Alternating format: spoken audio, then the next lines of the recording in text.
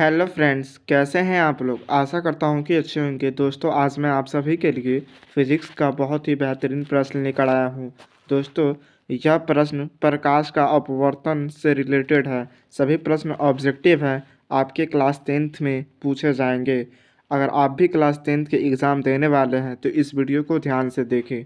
दोस्तों, आज का पहला प्रश्न है, प्रकाश के किरण गमन करती है। दोस्तों, प्रकाश की किरण गमन करती है। आप लोगों को पता होगा कि प्रकाश की किरण हमेशा सीधी रेखा में गमन करती है, इसलिए इसका राइट ऑप्शन हो जाएगा ऑप्शन नंबर ए, सीधी रेखा। चलिए दोस्तों, नेक्स्ट क्वेश्चन की तरफ चलते हैं। दूसरा नंबर प्रश्न है, प्रकाश का वेग न्यूनतम होता है। दोस्तों, ऑप्शन ए है निर्वात में, बी जल में, सी वायु में, डी कांच में। दोस्तों, अगर आप सभी को इस सवाल का राइट ऑप्शन पता है तो हमें कमेंट बॉक्स में ज़रूर बताएं। इस सवाल का राइट ऑप्शन होगा ऑप्शन नंबर डी, कांच में। दोस्तों, प्रकाश की चाल कांच में न्यूनतम होती है, इसलिए इसका राइट ऑप्शन हो जाएगा ऑप्शन नंबर डी। चलिए नेक्स्ट प्रश्न की तरफ चलते हैं। तीसरा नंबर प्रश्न है, मोटर गाड़ी के चालक के सामने लगा रहता है। ऑप्शन ए है समतल दर्पण, बी उत्तल दर्पण, सी उत्तल दर्पण, डी उत्तल लेंस। दोस्तों, अगर आप सभी को इस सवाल का राइट ऑप्शन पता है तो हमें कमेंट बॉक्स में ज़रूर बताएं। इस सवाल का राइट ऑप्शन हो जाएगा ऑप्शन नंबर बी, उत्तल दर्पण। दोस्तों, यह सभी प्रश्न ऑब्जेक्टिव है, आपके क्लास 10th के एग्ज़ाम में पूछे जाएंगे, तो ध्यान से देखें। चलिए नेक्स्ट प्रश्न की तरफ चलते हैं। अगला प्रश्न है, मोटर कार के हेडलाइट में किसका प्रयोग होता है।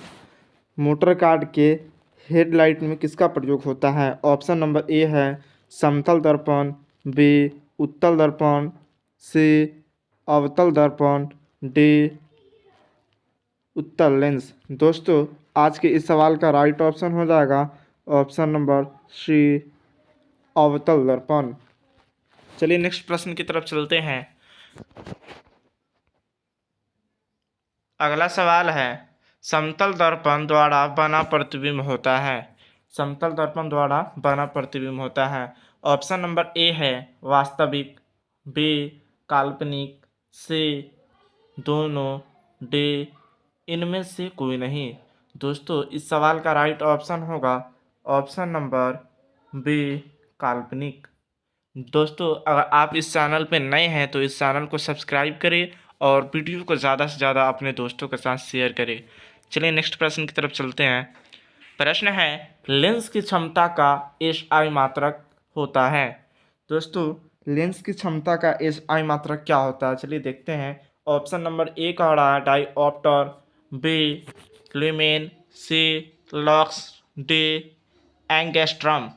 आज के इस सवाल का राइट ऑप्शन होगा ऑप्शन नंबर ए, डाइऑप्टर। लेंस की क्षमता का एसआई मात्रक डाइऑप्टर होता है। चलिए नेक्स्ट प्रश्न की तरफ चलते हैं। अगला सवाल है 7 नंबर, प्रकाश की किरणों का पथ दर्शाने वाले चित्रों को कहा जाता है। दोस्तों, प्रकाश की किरण का पथ जो होता है उसके दर्शाने वाले चित्रों को क्या कहते हैं। चलिए देखते हैं ऑप्शंस। ऑप्शन नंबर ए है किरण आरेख, बी फोकस, सी किरण पुंज, डी इनमें से सभी। इस सवाल का राइट ऑप्शन होगा ऑप्शन नंबर ए, किरण पुंज। चलिए नेक्स्ट प्रश्न की तरफ चलते हैं। अगला सवाल है 8 नंबर, दूरी क्षमता वाले लेंस का फोकसांतर होता है। दोस्तों, लेंस का फोकसांतर पूछा है। ऑप्शन नंबर ए है 20 सेंटीमीटर, बी 30 सेंटीमीटर, सी 40 सेंटीमीटर, डी 50 सेंटीमीटर। इस सवाल का राइट ऑप्शन होगा ऑप्शन नंबर डी, 50 सेंटीमीटर। कितना होगा, डी 50 सेंटीमीटर। ठीक है ना दोस्तों। चलिए नेक्स्ट प्रश्न की तरफ चलते हैं। अगला प्रश्न है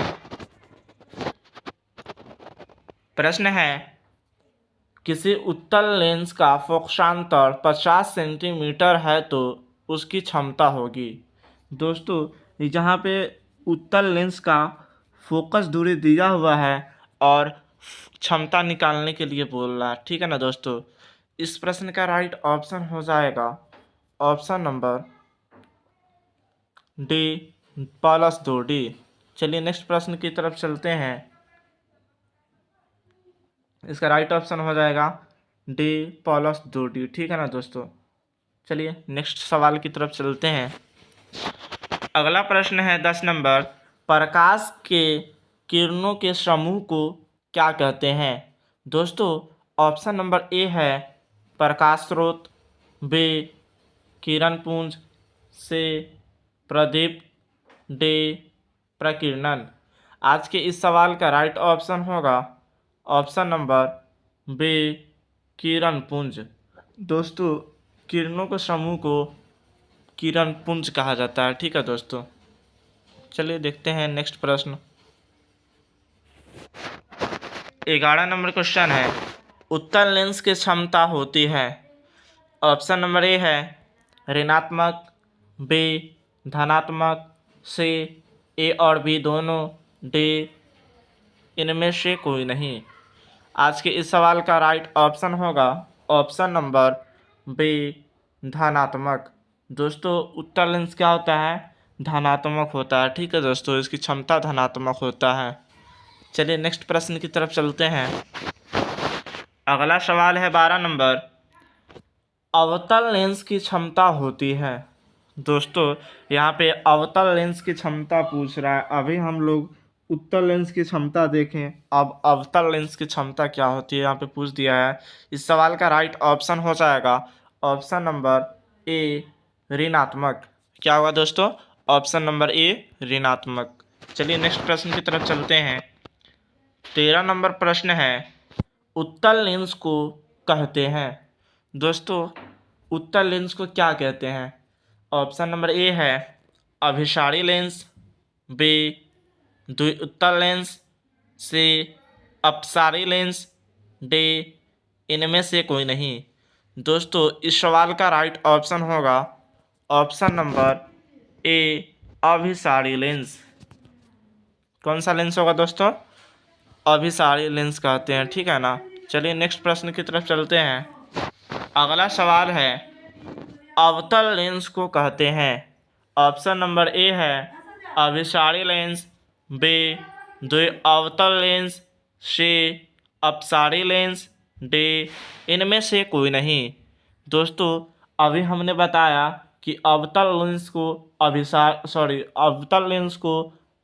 लेंस कहते हैं और उत्तल लेंस को अभिसारी लेंस कहते हैं। तो यहाँ पे पूछा है अवतल लेंस किसे कहते हैं, तो अवतल लेंस को अपसारी लेंस कहते हैं, इसलिए इसका राइट ऑप्शन हो जाएगा ऑप्शन नंबर सी। चलिए नेक्स्ट सवाल की तरफ चलते हैं। 15 नंबर क्वेश्चन है, निम्न में से कौन सा पद लेंस के लिए प्रयुक्त नहीं किया जा सकता है। दोस्तों इस ऑप्शन में से ऐसा कौन सा ऑप्शन है जो कांच बनाने में, लेंस बनाने में उपयोग नहीं किया जाता है। ऑप्शन नंबर ए है जल, बी कांच, सी प्लास्टिक, डी मिट्टी।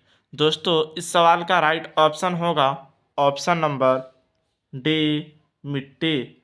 दोस्तों लेंस बनाने में मिट्टी का उपयोग नहीं किया जाता है, इसलिए इसका राइट ऑप्शन हो जाएगा ऑप्शन नंबर डी। चलिए नेक्स्ट प्रश्न की तरफ चलते हैं। अगला सवाल है, किस दर्पण से हमेशा वस्तु से छोटा प्रतिबिंब प्राप्त होता है। दोस्तों ऐसा कौन सा दर्पण है जिससे हमें वस्तु से छोटा प्रतिबिंब प्राप्त होता है।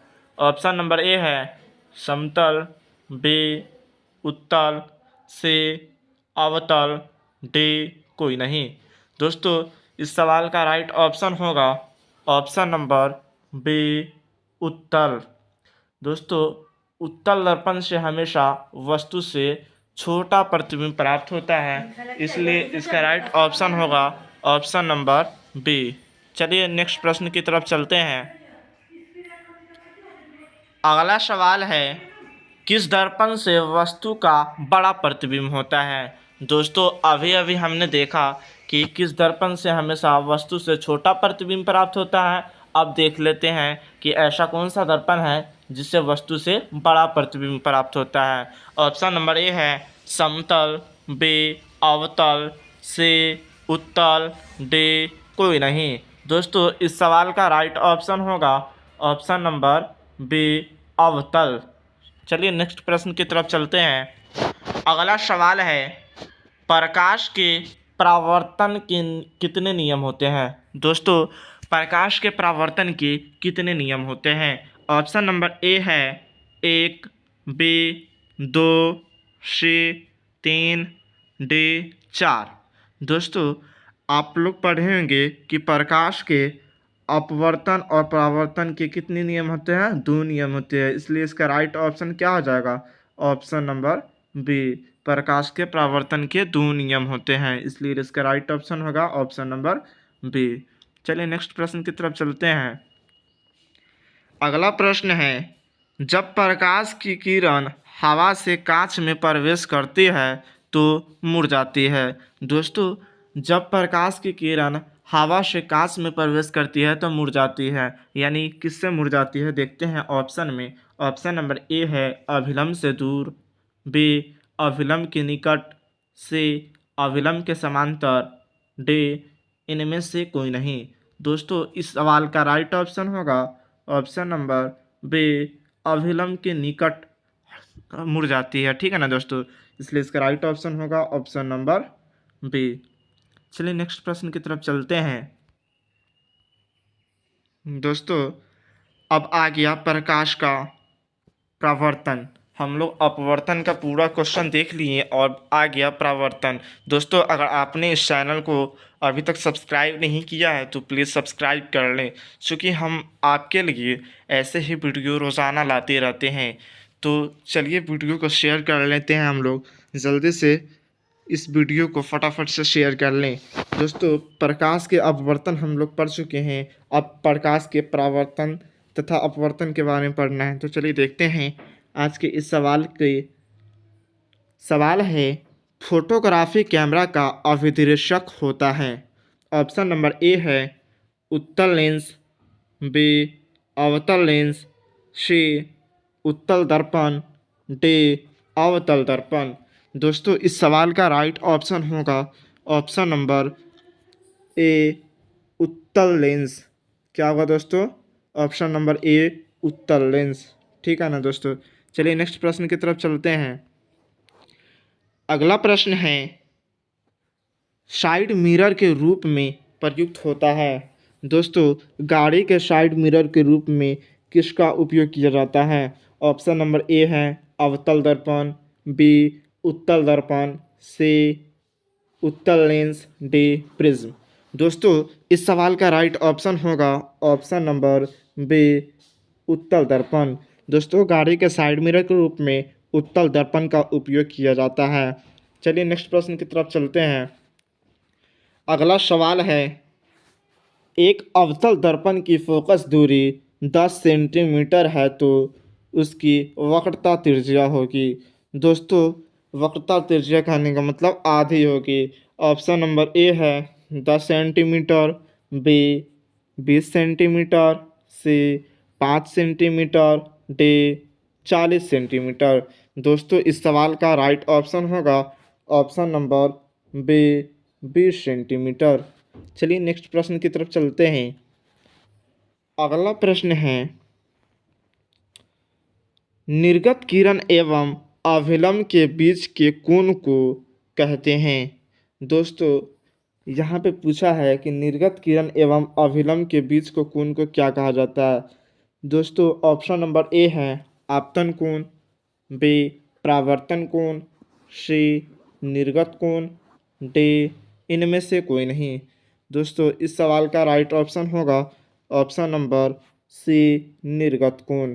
क्या हो जाएगा दोस्तों? ऑप्शन नंबर सी निर्गत कोण, इसलिए इसका राइट ऑप्शन होगा ऑप्शन नंबर सी। चलिए नेक्स्ट प्रश्न की तरफ चलते हैं। अगला सवाल है 24 नंबर सरल सूक्ष्मदर्शी में किसका उपयोग होता है?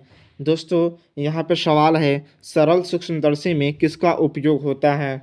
ऑप्शन नंबर ए है अवतल दर्पण, बी उत्तल दर्पण, सी अवतल लेंस, डी उत्तल लेंस। दोस्तों इस सवाल का राइट ऑप्शन होगा ऑप्शन नंबर डी उत्तल लेंस। ठीक है दोस्तों, ऑप्शन नंबर डी उत्तल लेंस, इसलिए इसका राइट ऑप्शन होगा ऑप्शन नंबर डी। चलिए नेक्स्ट सवाल की तरफ चलते हैं। अगला सवाल है 25 नंबर, किस लेंस के द्वारा सिर्फ काल्पनिक प्रतिबिंब बनता है? दोस्तों यहाँ पे बनता होना चाहिए था लेकिन मिस प्रिंट हुआ है, बनता। किस लेंस के द्वारा सिर्फ काल्पनिक प्रतिबिंब बनता है? ऑप्शन नंबर ए है उत्तल, बी अवतल, सी बाइफोकल, डी इनमें से कोई नहीं। दोस्तों इस प्रश्न का राइट ऑप्शन होगा ऑप्शन नंबर बी अवतल। क्या हो जाएगा? बी हो जाएगा। ठीक है ना दोस्तों, चलिए नेक्स्ट सवाल की तरफ चलते हैं। दोस्तों इस वीडियो को आप लोग ज़्यादा से ज़्यादा शेयर करें, अगर चैनल पे नए हैं तो इस चैनल को सब्सक्राइब करें और इस वीडियो को अपने दोस्तों के साथ शेयर ज़रूर करें। देखते हैं 26 नंबर प्रश्न। प्रश्न है, परावर्तन के नियम से निर्धारित होता है। परावर्तन के नियम से क्या चीज़ निर्धारित होता है? ऑप्शन नंबर ए है आपतन कोण बराबर परावर्तन कोण, बी परावर्तन कोण बराबर अपवर्तन कोण, सी आपतन कोण बराबर विचलन कोण, डी इनमें से कोई नहीं। दोस्तों आज के इस सवाल का राइट ऑप्शन हो जाएगा ऑप्शन नंबर बी परावर्तन कोण बराबर अपवर्तन कोण, इसलिए इसका राइट ऑप्शन होगा ऑप्शन नंबर बी। चलिए नेक्स्ट प्रश्न की तरफ चलते हैं। अगला प्रश्न है, काल्पनिक प्रतिबिंब होता है। दोस्तों यहाँ पे पूछा गया है कि काल्पनिक प्रतिबिंब होता है, क्या होता है देखते हैं। ऑप्शन नंबर ए है सीधा, बी उल्टा, सी दोनों, डी कोई नहीं। दोस्तों आज के इस सवाल का राइट ऑप्शन होगा ऑप्शन नंबर ए सीधा होता है। काल्पनिक प्रतिबिंब हमेशा सीधा होता है, इसलिए इसका राइट ऑप्शन होगा ऑप्शन नंबर ए। चलिए नेक्स्ट सवाल की तरफ चलते हैं। अगला प्रश्न है, लेंस में मुख्य फोकस की संख्या, यानी लेंस में मुख्य फोकस की संख्या कितनी होती है? ऑप्शन नंबर ए है 2, बी 1, सी 3, डी कोई नहीं। दोस्तों लेंस में मुख्यतः फोकस की संख्या 2 होता है, इसलिए इसका राइट ऑप्शन होगा ऑप्शन नंबर ए। ठीक है ना दोस्तों, चलिए नेक्स्ट प्रश्न की तरफ चलते हैं। अगला सवाल है, सर्च लाइट का परावर्तक सतह होता है। दोस्तों सर्च लाइट का परावर्तक सतह कैसा होता है? चलिए देखते हैं। ऑप्शन नंबर ए है उत्तल, बी अवतल, सी समतल, डी कोई नहीं। दोस्तों इस सवाल का राइट ऑप्शन होगा ऑप्शन नंबर बी अवतल। सर्च लाइट का परावर्तक सतह क्या होता है? अवतल होता है। ठीक है ना दोस्तों, इसलिए इसका राइट ऑप्शन होगा ऑप्शन नंबर बी। चलिए नेक्स्ट प्रश्न की तरफ चलते हैं। अगला सवाल है, दाढ़ी बनाने में कौन सा दर्पण प्रयुक्त होता है? दोस्तों दाढ़ी बनाने में कौन सा दर्पण प्रयुक्त होता है, यानी उपयोग होता है? ऑप्शन नंबर ए है समतल दर्पण, बी उत्तल, सी अवतल, डी कोई नहीं। दोस्तों इस सवाल का राइट ऑप्शन हो जाएगा ऑप्शन नंबर सी अवतल। क्या हो जाएगा? सी अवतल हो जाएगा। ठीक है ना दोस्तों, चलिए नेक्स्ट प्रश्न की तरफ चलते हैं। अगला सवाल है, एक उत्तल लेंस की क्षमता एक डायोप्टर है तो उस लेंस की फोकस दूरी है। ऑप्शन नंबर ए है 10 सेंटीमीटर, बी -10 सेंटीमीटर, सी +100 सेंटीमीटर, डी -100 सेंटीमीटर। दोस्तों यहाँ पे एक लेंस की क्षमता पूछा है, तो चलिए देखते हैं। एक लेंस की क्षमता एक डायोप्टर है तो उस लेंस की फोकस दूरी है। Option number C plus 100 centimetre हो जाएगा इसका right option, option number C plus 100 centimetre. चलिए नेक्स्ट प्रश्न की तरफ चलते हैं। प्रश्न है, किसी गोलीय दर्पण तथा किसी पतले गोलीय लेंस दोनों की फोकस दूरियां -15 सेंटीमीटर है, दर्पण तथा लेंस संभव है। दोस्तों यहाँ पे पूछा गया है कि किसी गोलीय दर्पण तथा किसी पतले लेंस दोनों की फोकस दूरी कितना है, -15 सेंटीमीटर है। क्या है दोस्तों, -15 सेंटीमीटर है। तो यह पूछ रहा है कि दर्पण तथा लेंस संभव है। ऑप्शन देखते हैं। ऑप्शन नंबर ए है दोनों अवतल, बी दोनों उत्तल, सी दर्पण अवतल तथा लेंस उत्तल, डी दर्पण उत्तल तथा लेंस अवतल। दोस्तों इस सवाल का राइट ऑप्शन होगा ऑप्शन नंबर ए दोनों अवतल होगा दोस्तों। चलिए नेक्स्ट प्रश्न की तरफ चलते हैं। अगला सवाल है, प्रकाश के अपवर्तन के कितने नियम हैं। दोस्तों हम लोगों ने देखे कि प्रकाश के परावर्तन के 2 नियम होते हैं। यहाँ पे अपवर्तन पूछा है तो चलिए इसको भी देख लेते हैं।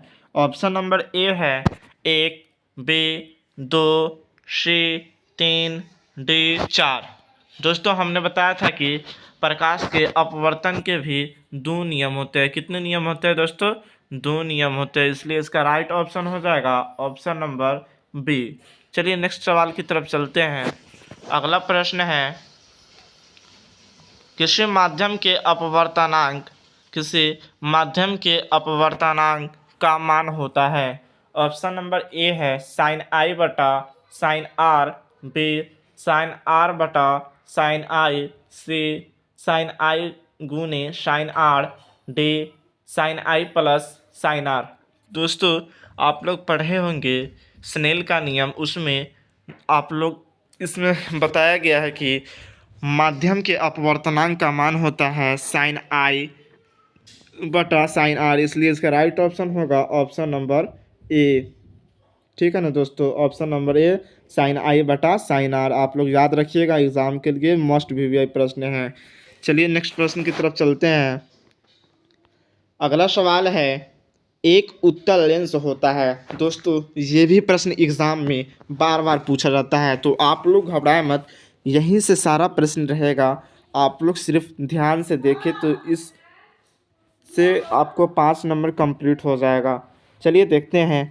कह रहा है 35 नंबर प्रश्न, एक उत्तल लेंस होता है। ऑप्शन नंबर ए है सभी जगह समान मोटाई का, बी बीच की अपेक्षा किनारों पर मोटा, सी किनारों की अपेक्षा बीच में मोटा, डे इनमें से कोई नहीं। दोस्तों इस सवाल का राइट ऑप्शन होगा ऑप्शन नंबर सी किनारे की अपेक्षा बीच में मोटा होता है।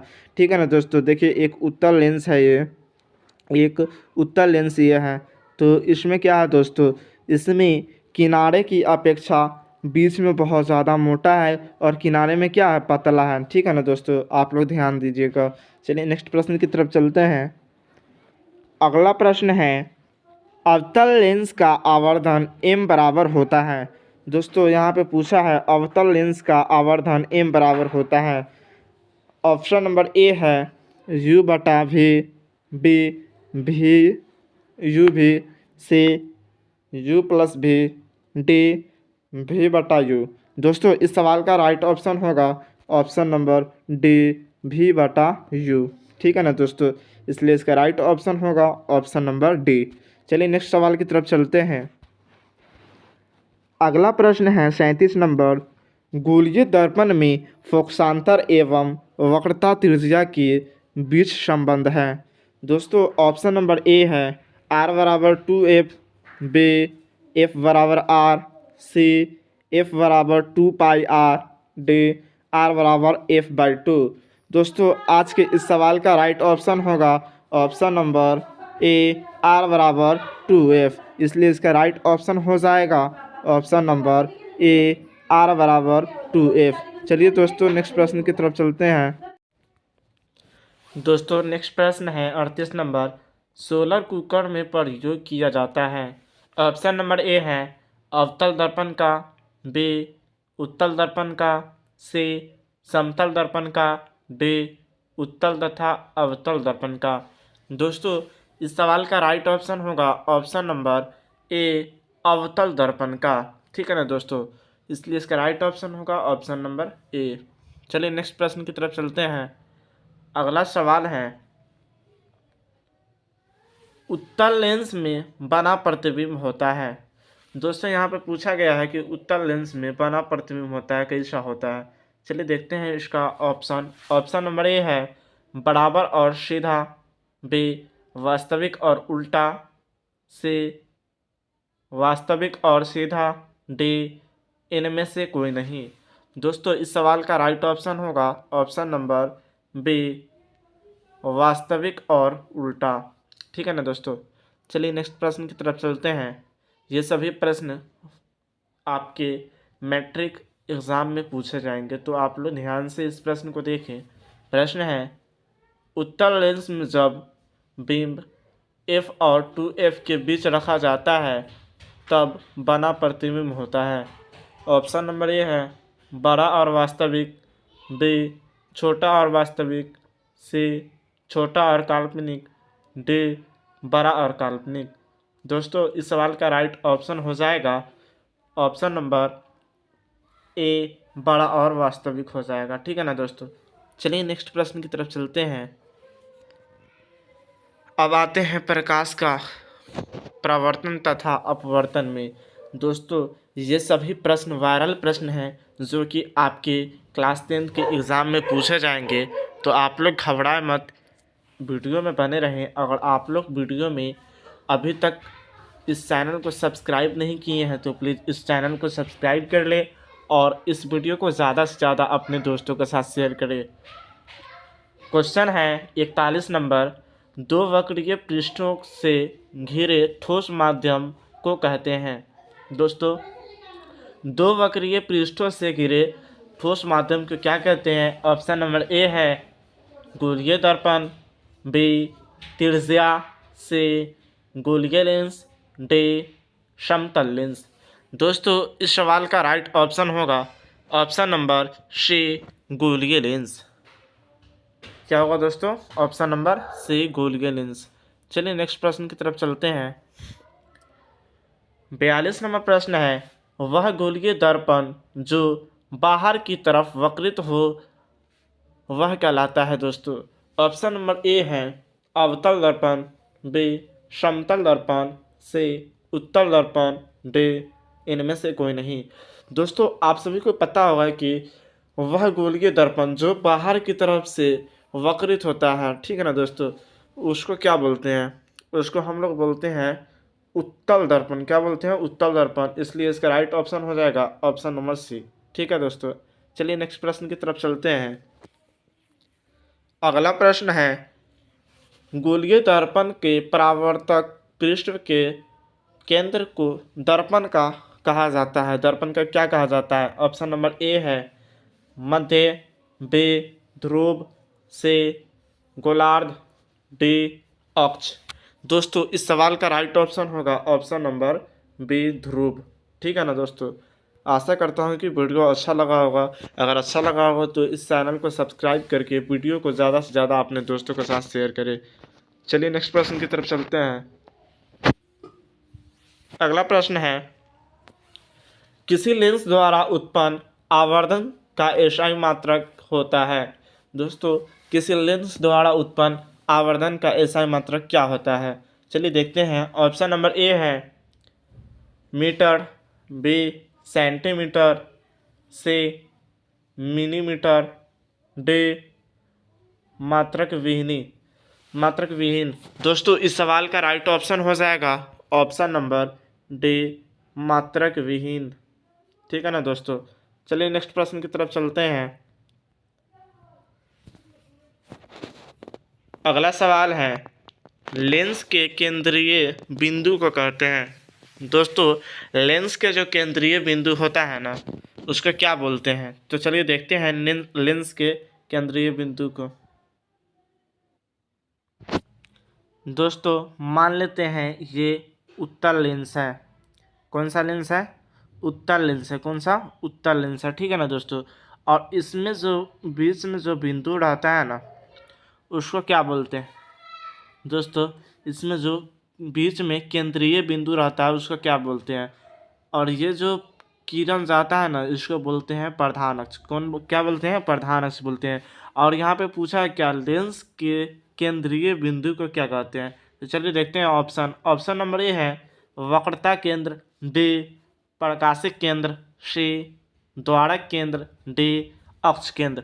दोस्तों अगर आप सभी को इस सवाल का राइट ऑप्शन पता है तो हमें कमेंट बॉक्स में ज़रूर बताएं। इस सवाल का राइट ऑप्शन होगा ऑप्शन नंबर बी प्रकाशिक केंद्र। क्या बोलते हैं? प्रकाशिक केंद्र बोलते हैं, ठीक है ना दोस्तों। इसलिए इसका राइट ऑप्शन हो जाएगा ऑप्शन नंबर बी। चलिए नेक्स्ट प्रश्न की तरफ चलते हैं। 46 नंबर प्रश्न है, किसी शब्दकोश में पाए गए छोटे अक्षरों को पढ़ते समय आप निम्न में से कौन सा लेंस पसंद करेंगे? दोस्तों ऑप्शन नंबर ए है 50 सेंटीमीटर फोकस दूरी का अवतल लेंस, बी 50 सेंटीमीटर फोकस दूरी का उत्तल लेंस, सी 5 सेंटीमीटर फोकस दूरी का अवतल लेंस, डी 5 सेंटीमीटर फोकस दूरी का उत्तल लेंस। दोस्तों इस सवाल का राइट ऑप्शन होगा option number D 5 centimetre focus दूरी का उत्तल लेंस, ठीक है ना दोस्तों। इसलिए इसका राइट ऑप्शन होगा ऑप्शन नंबर डी। चलिए नेक्स्ट प्रश्न की तरफ चलते हैं। अगला सवाल है 47 नंबर, इनमें से कौन दर्पण का सूत्र है? दोस्तों मस्ट वीवीआई प्रश्न है, ये सभी एग्ज़ाम में पूछे जाते हैं। सभी बोर्ड एग्ज़ाम यानी कि क्लास 10th वालों के लिए बहुत ही महत्वपूर्ण है। ये सभी एग्ज़ाम में पूछा गया सवाल है। तो चलिए देखते हैं इस प्रश्न का राइट ऑप्शन कौन कौन दे पाते हैं। ऑप्शन नंबर ए है 1/v प्लस 1/u बराबर 1/f। चलिए बी नंबर देखते हैं ऑप्शन। ऑप्शन नंबर बी है 1/u माइनस 1/v बराबर 1/f। तीसरा नंबर सवाल ऑप्शन है 1/v प्लस u/1 बराबर 1/f। D number v/1 plus 1/u बराबर 1/f। दोस्तों अगर आप सभी को इस सवाल का राइट ऑप्शन पता है तो हमें ज़रूर बताएं, चूँकि दर्पण का सूत्र आप सभी को पता ही होना चाहिए। इस प्रश्न का राइट ऑप्शन होगा ऑप्शन नंबर ए 1/v प्लस 1/u बराबर 1/f, ठीक है ना दोस्तों। ये क्वेश्चन आपके एग्ज़ाम में पूछा जाएगा तो आप लोग ध्यान से देखें और याद कर लें। चलिए नेक्स्ट प्रश्न की तरफ चलते हैं। अगला प्रश्न है, गोलीय दर्पण का वक्रता केंद्र को किस अक्ष से निरूपित किया जाता है? ऑप्शन नंबर ए है C B P C O D F. दोस्तों इस सवाल का राइट ऑप्शन होगा ऑप्शन नंबर सी ओ, ठीक है ना दोस्तों। ऑप्शन नंबर सी ओ हो जाएगा इसका राइट ऑप्शन, ठीक है ना। चलिए नेक्स्ट प्रश्न की तरफ चलते हैं। अगला सवाल है 49 नंबर, निर्वात में प्रकाश की चाल होती है। दोस्तों यहाँ पे होना चाहिए था चाल, लेकिन यहाँ पे छाल लिखा गया है, तो आप लोग यहाँ पे सुधार कर लेंगे। निर्वात में प्रकाश की चाल पूछा, क्या पूछा? चाल पूछा, ठीक है ना दोस्तों। कितना है? ऑप्शन नंबर ए है 3 × 10⁸ मीटर प्रति सेकेंड, बी 2 × 10⁸ किलोमीटर प्रति सेकेंड, सी 3 × 10⁹ मीटर प्रति सेकेंड, डी 3 × 10⁻, सॉरी यहाँ पे 3 × 101⁻10 मीटर प्रति सेकेंड है, ठीक है ना दोस्तों। इस सवाल का राइट ऑप्शन होगा ऑप्शन नंबर ए 3 × 10⁸ मीटर प्रति सेकेंड, ठीक है ना दोस्तों। इसलिए इसका राइट ऑप्शन होगा ऑप्शन नंबर ए। आप लोग याद रखिएगा, मोस्ट वीवीआई प्रश्न है, आपके एग्ज़ाम में पूछा जाएगा। क्लास 10th वाले ध्यान से देखिए इस वीडियो को।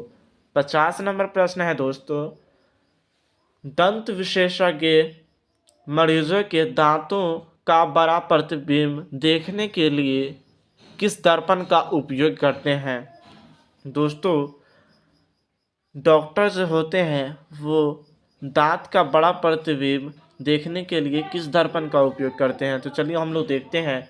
ऑप्शन नंबर ए है अवतल दर्पण, बी समतल दर्पण, सी उत्तल दर्पण, डी सभी। दोस्तों इस सवाल का राइट ऑप्शन होगा ऑप्शन नंबर ए अवतल दर्पण।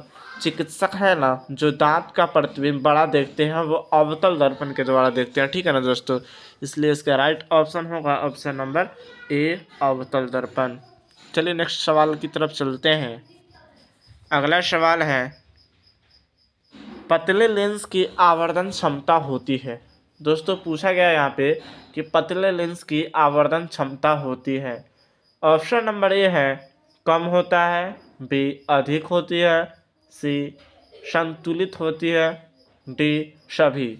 दोस्तों इस सवाल का राइट ऑप्शन होगा ऑप्शन नंबर ए कम होती है। पतले लेंस की आवर्धन क्षमता क्या होता है? कम होता है, इसलिए इसका राइट ऑप्शन होगा ऑप्शन नंबर ए। चलिए नेक्स्ट प्रश्न की तरफ चलते हैं। अगला प्रश्न है मोटे लेंस की आवर्धन क्षमता होती है। दोस्तों पतले लेंस में कम होता है तो जानते हैं कि मोटे लेंस में ज़्यादा होता है या फिर कम होता है। इसमें ऑप्शन नंबर ए है कम, बी अधिक, सी संतुलित, डी कोई नहीं। दोस्तों इस सवाल का राइट ऑप्शन होगा ऑप्शन नंबर बी अधिक होता है। मोटा लेंस में अधिक होगा और पतले लेंस में कम होगा, ठीक है ना दोस्तों। आप लोग इसे ध्यान से याद कर लीजिएगा। चलिए नेक्स्ट प्रश्न की तरफ चलते हैं। अगला प्रश्न है 53 नंबर। अवतल दर्पण के ध्रुव और मुख्य फोकस के बीच रखे बिंब का प्रतिबिंब की प्रकृति होती है। ऑप्शन नंबर ए है आभासी तथा उल्टा, बी आभासी एवं सीधी, सी काल्पनिक एवं सीधी, डी सभी। दोस्तों अवतल दर्पण का जो ध्रुव होता है ना उसका मुख्य फोकस में बीच रखे प्रतिबिंब कैसा होता है? तो जानते हैं ऑप्शन नंबर बी हो जाएगा आभासी एवं सीधा हो जाता है, ठीक है ना दोस्तों। इसलिए इसका राइट ऑप्शन होगा ऑप्शन नंबर बी। चलिए नेक्स्ट प्रश्न की तरफ चलते हैं। अगला प्रश्न है उत्तल लेंस का प्रकाशिक केंद्र और मुख्य फोकस के बीच रखे बिंब का प्रतिबिंब की प्रकृति होती है। दोस्तों एक उत्तल लेंस है उसका प्रकाशिक केंद्र, जैसे मान लेते हैं ये उत्तल लेंस है। कौन सा लेंस है? उत्तल लेंस है, उसका ये प्रकाशिक केंद्र हुआ, ठीक है ना दोस्तों। ये प्रकाशिक केंद्र है और इसका मुख्य फोकस जो है ना, मान लेते हैं ये प्रधान अक्ष है और उसके ये मुख्य फोकस है। फोकस कहाँ बनेगा दोस्तों? उत्तल लेंस में हमेशा कहाँ बनता है? दाहिना साइड में बनता है फोकस, ठीक है ना दोस्तों। कहाँ बनता है? दाहिना साइड में बनता है। तो प्रतिबिंब कहाँ बनेगा, कैसा बनेगा, इसका प्राकृतिक जानना है हम लोगों को, तो देखते हैं। दोस्तों इसका ऑप्शन है ऑप्शन नंबर ए आभासी तथा उल्टा, बी आभासी एवं सीधा, सी काल्पनिक एवं सीधे, डी इनमें से कोई नहीं। दोस्तों इस सवाल का राइट ऑप्शन होगा ऑप्शन नंबर बी आभासी एवं सीधी। क्या बनेगा? आभासी एवं सीधा बनेगा, ठीक है दोस्तों। चलिए नेक्स्ट प्रश्न की तरफ चलते हैं। अगला प्रश्न है अवतल दर्पण के मुख्य फोकस पर रखे बिंब का प्रतिबिंब की स्थिति होती है। ऑप्शन नंबर ए है वक्रता केंद्र पर, बी मध्य बिंदु पर, सी अनंत पर, डी सभी पर। दोस्तों इस सवाल का राइट ऑप्शन होगा ऑप्शन नंबर सी अनंत पर। कहाँ होगा दोस्तों? अनंत पर होगा, इसलिए इसका राइट ऑप्शन हो जाएगा ऑप्शन नंबर सी। चलिए नेक्स्ट प्रश्न की तरफ चलते हैं। अगला सवाल है उत्तल लेंस के मुख्य फोकस पर रखे प्रतिबिंब की स्थिति होती है। दोस्तों एक उत्तल लेंस है उसका मुख्य फोकस पर रखे प्रतिबिंब की स्थिति क्या होगा? तो चलिए देखते हैं। ऑप्शन नंबर ए कह रहा है वक्रता केंद्र पर, बी फोकस एवं वक्रता केंद्र के बीच, सी अनंत पर, डी ध्रुव एवं वक्रता केंद्र के बीच। दोस्तों इस सवाल का राइट ऑप्शन होगा ऑप्शन नंबर सी अनंत पर। कहाँ हो जाएगा? ऑप्शन नंबर सी अनंत पर। चलिए नेक्स्ट प्रश्न की तरफ चलते हैं। 57 नंबर प्रश्न है अवतल लेंस के मुख्य फोकस पर रखे बिंब का प्रतिबिंब स्थिति होती है। दोस्तों ऑप्शन नंबर ए है फोकस एवं वक्रता केंद्र के बीच, बी प्रकाशिक केंद्र और फोकस के बीच, सी ध्रुव एवं वक्रता केंद्र के बीच, डी इनमें से कोई नहीं। दोस्तों इस सवाल का राइट ऑप्शन होगा ऑप्शन नंबर बी। क्या हो जाएगा? ऑप्शन नंबर बी प्रकाशिक केंद्र और फोकस के बीच बनेगा। कहाँ बनेगा? प्रकाशिक केंद्र और फोकस के बीच। दोस्तों अगर आप लोग इस चैनल पे नए हैं तो हमारे चैनल को सब्सक्राइब कर दें, चूँकि हम आपके लिए रोज़ाना वीडियो लाते रहते हैं। और क्लास 10th वाले आप लोग इस प्रश्न को याद कर लीजिएगा, क्योंकि आपका यहीं से प्रश्न आने वाला है 10 नंबर का। तो चलिए देखते हैं अगला प्रश्न क्या है। नेक्स्ट प्रश्न है 58 नंबर। अवतल लेंस के सामने अनंत पर रखे बिंब का प्रतिबिंब की स्थिति होती है। दोस्तों ऑप्शन नंबर ए है वक्रता केंद्र पर, बी फोकस पर, सी अनंत पर, डी ध्रुव पर। दोस्तों इस सवाल का राइट ऑप्शन होगा ऑप्शन नंबर बी फोकस पर। कहाँ होगा दोस्तों? फोकस पर। ठीक है ना दोस्तों। चलिए नेक्स्ट प्रश्न की तरफ चलते हैं। अगला सवाल है अवतल दर्पण के सामने अनंत पर रखे बिंब का प्रतिबिंब की स्थिति होगी। दोस्तों ऑप्शन नंबर ए है वक्रता केंद्र पर, बी अनंत पर, सी ध्रुव पर, डी फोकस पर। दोस्तों इस सवाल का राइट ऑप्शन होगा ऑप्शन नंबर डी फोकस पर। कहाँ होगा दोस्तों? ऑप्शन नंबर डी फोकस पर होगा। तो चलिए नेक्स्ट प्रश्न की तरफ चलते हैं। अगला सवाल है 60 नंबर। 60 नंबर सवाल है लेंस के प्रकाशिक केंद्र के से गुजरने वाली प्रकाश किरणें अपवर्तन के पश्चात क्या होता है? ऑप्शन नंबर ए है विचलन के साथ निर्गत होता है, बी 7 रंगों में विभक्त हो जाती है, सी बिना विचलन के निर्गत हो जाती है, डी इनमें से कोई नहीं। दोस्तों इस सवाल का राइट ऑप्शन होगा ऑप्शन नंबर बी 7 रंगों में विभक्त हो जाती है। ठीक है ना दोस्तों। इस सवाल का राइट ऑप्शन होगा ऑप्शन नंबर बी। चलिए नेक्स्ट प्रश्न की तरफ चलते हैं। अगला सवाल है मुख्य फोकस से गुजरने वाली प्रकाश किरण उत्तल लेंस से अपवर्तन के पश्चात क्या होता है? ऑप्शन नंबर ए है मुख्य अक्ष के विपरीत जाती है, बी निर्गत किरण मुख्य अक्ष के समांतर जाती है, सी मुख्य अक्ष से दूर, डी उसी पथ के अनुदिश वापस परावर्तित हो जाती हैं। दोस्तों इस सवाल का राइट ऑप्शन होगा ऑप्शन नंबर बी। क्या होगा? ऑप्शन नंबर बी निर्गत किरण मुख्य अक्ष के समांतर जाती है। ठीक है ना दोस्तों। चलिए देखते हैं अगला प्रश्न। दोस्तों ये सभी प्रश्न आपके बोर्ड एग्ज़ाम में पूछे जाएंगे, तो एक भी प्रश्न मिस ना करें। इस प्रश्न को भी देख ले। लास्ट प्रश्न है मुख्य अक्ष के समांतर आने वाली कोई प्रकाश की किरण अवतल लेंस से अपवर्तन के पश्चात क्या होता है? ऑप्शन नंबर ए है मुख्य अक्ष के विपरीत जाती है, बी उसी पथ के अनुदिश वापस परावर्तित हो जाती है, से निर्गत किरण मुख्य अक्ष के समांतर जाती है, डी निर्गत किरण मुख्य अक्ष से दूर जाती है। दोस्तों इस सवाल का राइट ऑप्शन होगा ऑप्शन नंबर डी निर्गत किरण मुख्य अक्ष से दूर जाती है। दोस्तों पूरी हमने प्रकाश से रिलेटेड प्रश्न का रिवाइज करवा दिया। दोस्तों अगर आप लोग इस चैनल पे नए हैं तो इस चैनल को सब्सक्राइब करें और वीडियो को ज़्यादा से ज़्यादा शेयर करें। दोस्तों प्रकाश का परावर्तन और अपवर्तन से जितना प्रश्न था हमने आपको कंप्लीट करवाया। टोटल 62 प्रश्न हमने देखे आज, और आशा करते हैं कि इसमें से लगभग क्वेश्चन आप लोगों को पता था और रिवाइज हो गया होगा। तो दोस्तों आज फिर से हमने दो चैप्टर कंप्लीट करा दिया, प्रकाश से, प्रकाश का अपवर्तन और परावर्तन। तो चलिए दोस्तों, फिर आएंगे तीसरा चैप्टर का ऑब्जेक्टिव लेकर। फिर मिलते हैं नेक्स्ट वीडियो में, तब तक के लिए बाय, टेक केयर, धन्यवाद।